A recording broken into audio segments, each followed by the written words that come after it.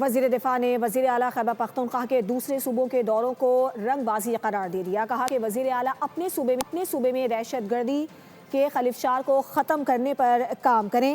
انہوں نے یہ بھی کہا کہ شہداء کے جنازوں میں شرکت کریں. وزیر دفاع خواجہ آصف کی پارلیمنٹ ہاؤس کے باہر بات چیت. الزام لگایا کہ تحریک انصاف کا دہشت گردی کے خلاف واضح موقف نہیں.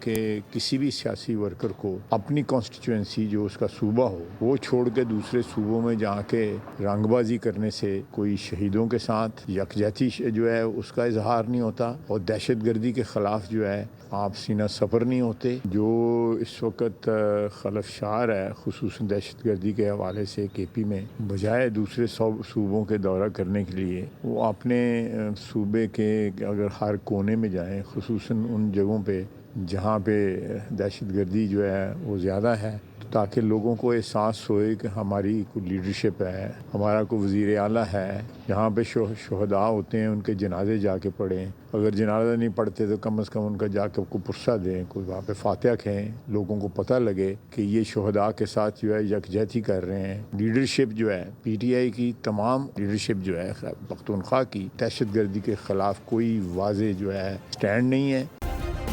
سبسکرائب کریں اور بیل دبائیں تاکہ کوئی خبر رہ نہ جائے.